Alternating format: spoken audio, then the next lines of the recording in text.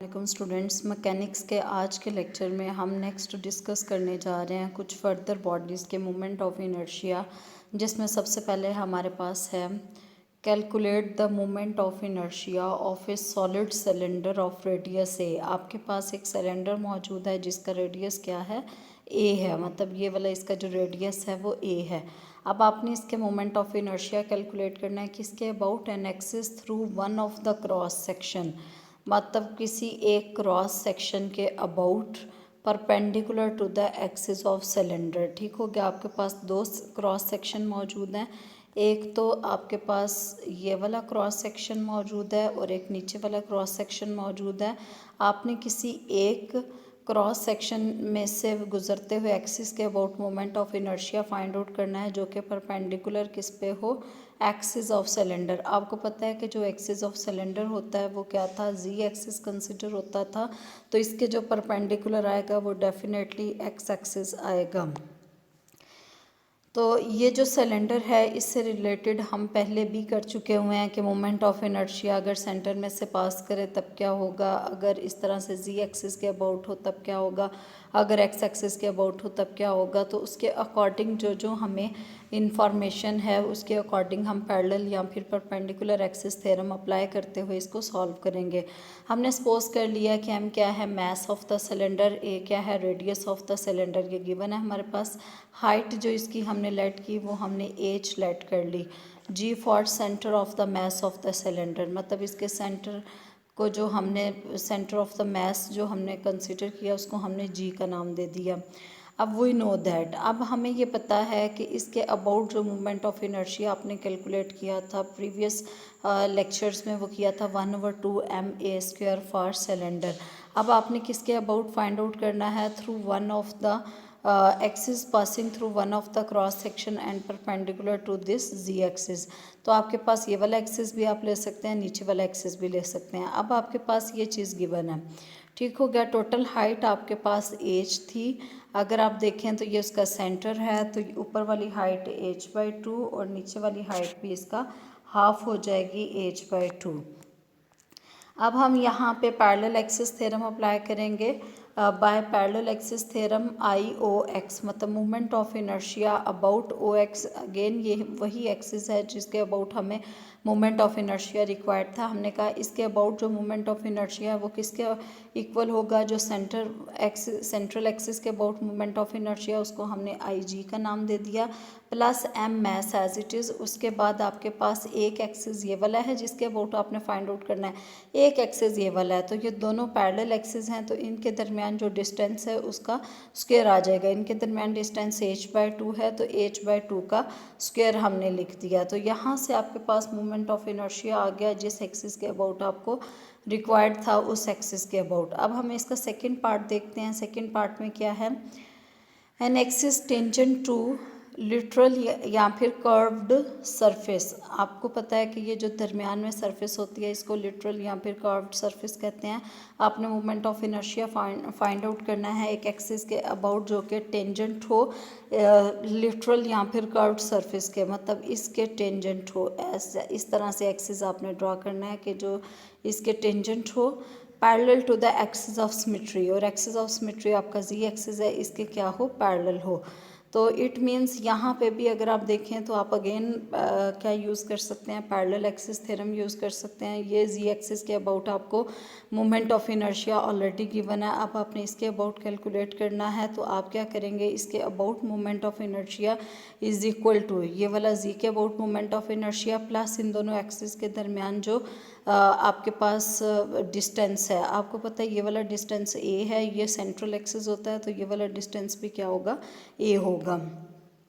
Again हमने apply किया parallel axis theorem. सो IL, इस चाहे आप लाइन इस तरफ ले लें या इस तरफ ले लें, एक ही बात है। किसी भी दोनों साइड में से किसी के भी अबाउट आप ये एक्सिस ले सकते हैं। तो हमने इसके अबाउट ले ली IL is equal to IG moment of inertia about centre plus m distance between axis of symmetry, मतलब इस एक्सिस के दरमियान इस सेल के दरमियान जो कि ए आपको मालूम है, तो इनके दरमियान ये डिस्टेंस आ जाएगा। इस तरीके से मोमेंट ऑफ इनर्शिया आ गया। नेक्स्ट क्वेश्चन है हमारे पास टू पार्टिकल से रिलेटेड है। The two particles of masses m1 m2 are connected by a rigid massless rod. मतलब दो पार्टिकल्स हैं आपके पास, एक को हमने m1 कह दिया, एक को हमने m2 कह दिया, इस तरीके से मौजूद है। इनको हमने एक रॉड के थ्रू कनेक्ट किया हुआ है और इसकी लेंथ l है। And move freely in plane, और ये किस तरीके से मूव कर सकते हैं, प्लेन में फ्रीली मूव कर सकते हैं।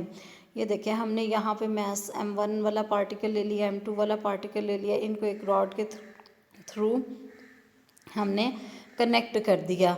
इस पॉइंट को ए पॉइंट कर दिया और इसको बी पॉइंट कर दिया। इसके बाद ये प्लेन में फ्रीली मूव कर सकते हैं, तो हमने प्लेन एक्स वाई प्लेन ले ली। नेक्स्ट हमने क्या शो करना है, show that the moment of inertia of the system about an axis perpendicular to the plane.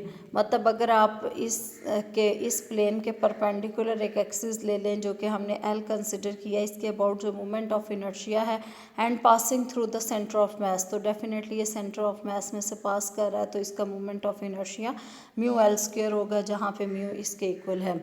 Means आपके पास दो पार्टिकल्स मौजूद हैं जो दोनों रॉड के थ्रू कनेक्टेड हैं। ये जो है ये रॉड के थ्रू कनेक्टेड हैं। इसके बाद ये वाला इस रॉड का सेंटर है, यहाँ से ये एक्सिस है, आपने इसके about moment of inertia calculate करना है। सबसे पहले हमने कह दिया कि ए और बी दो पॉइंट थे, यहाँ का आपने पोजीशन वेक्टर r1 कह दिया, दूसरे पॉइंट का पोजीशन वेक्टर r2 कह दिया, और सी आपने कहा है यहाँ पे जो सी मौजूद था आपने कहा कि ये क्या है, be the centre of the mass, then O C, इसका पोजीशन वेक्टर आपने इसको आर सी का नाम दे दिया। मतलब सेंटर के लिए आर सी, फर्स्ट पार्टिकल के लिए r1 और सेकंड पार्टिकल के लिए r2।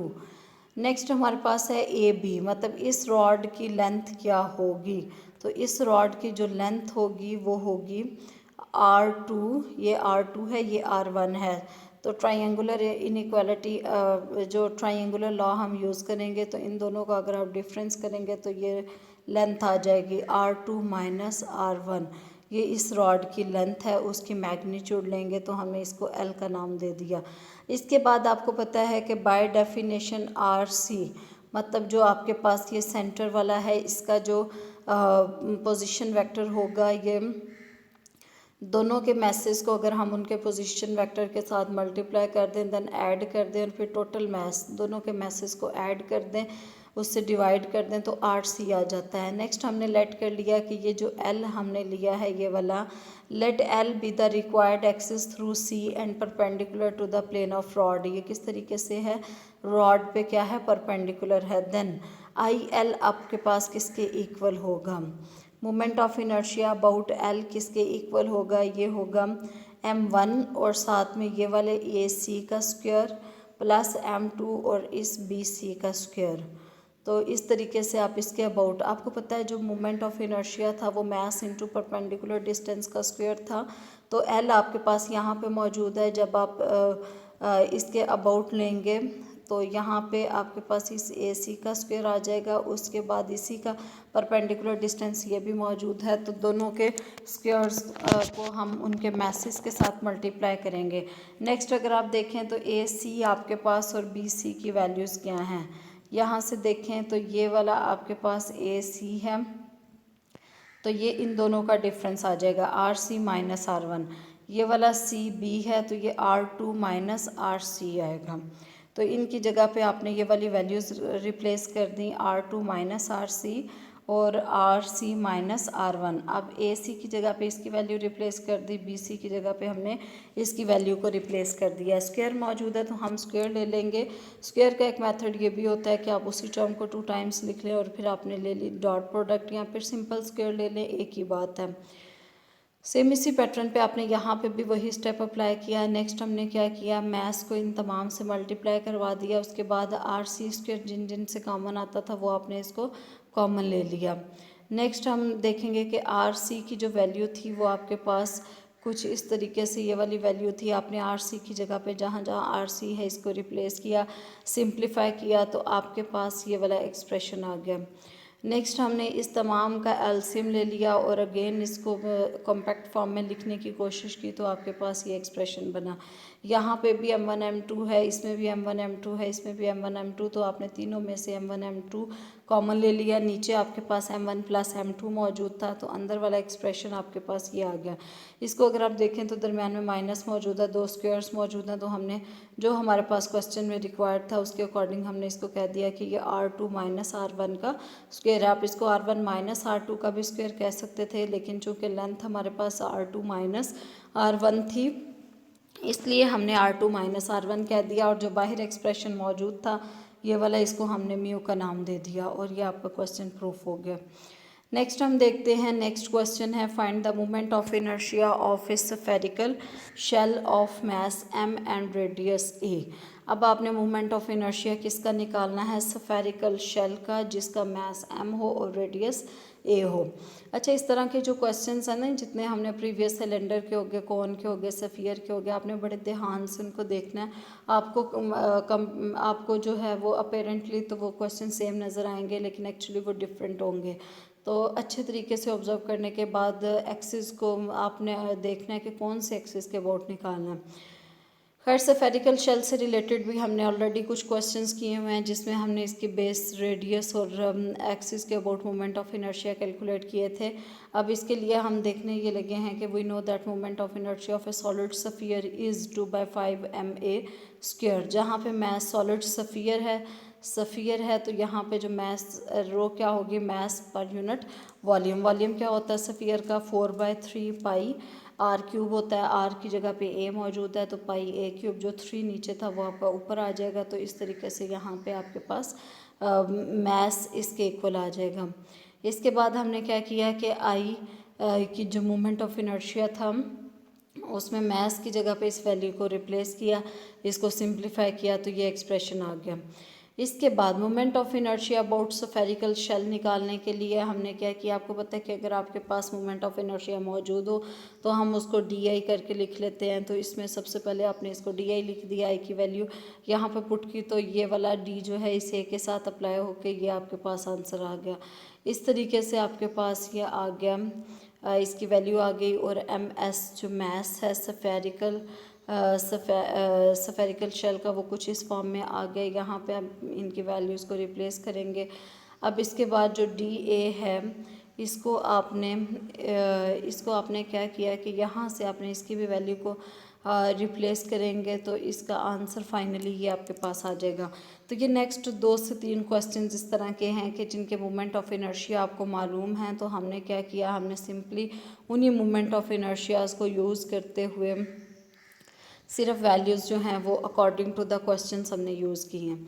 नेक्स्ट क्वेश्चन है find moment of inertia of an ellipsoidal shell and reduce the result for spherical shell. Ellipsoidal shell मौजूद है। एलिप्सॉइडल और स्फेरिकल शेल में क्या फ़र्क है? एलिप्सॉइड में A B C different lengths होती हैं, स्फेरिकल शेल में ए बी और बी और सी सेम होती हैं लेंथ। इसके बाद एलिप्सॉइडल शेल है, 3 डायमेंशनल है, तो इसका वॉल्यूम होगा ये, ऑलरेडी आपको ये वाला वॉल्यूम आता है, प्रीवियस क्वेश्चंस में हमने किया है। ये क्या होता है? 4/3 पाई ए बी सी।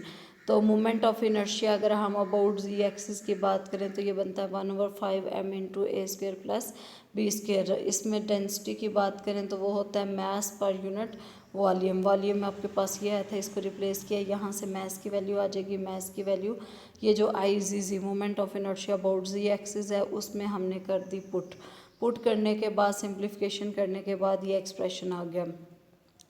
नेक्स्ट हम सब्सटीट्यूशन करने लगे हैं कि बी जो है वो लैम्डा ए है और सी जो है वो म्यू ए है। तो वॉल्यूम क्या था? 4/3 पाई ए बी सी। तो बी और सी की जगह पे हमने ये वैल्यूज़ रिप्लेस की। ए स्क्वायर एक ऑलरेडी मौजूद था और 2 ए यहाँ से आएंगे तो ए क्यूब बन जाएगा। अब moment of inertia about G axis में हमने जहाँ जहाँ आपके पास बी और सी था वहाँ पे भी हमने इन वैल्यूज़ से रिप्लेस कर दिया। नेक्स्ट इसके वॉल्यूम की बात करें तो फिर अगेन आपके पास ये वी की वैल्यू ये थी, दोनों तरफ डिफरेंशियल अप्लाई करें तो ये आ जाएगा।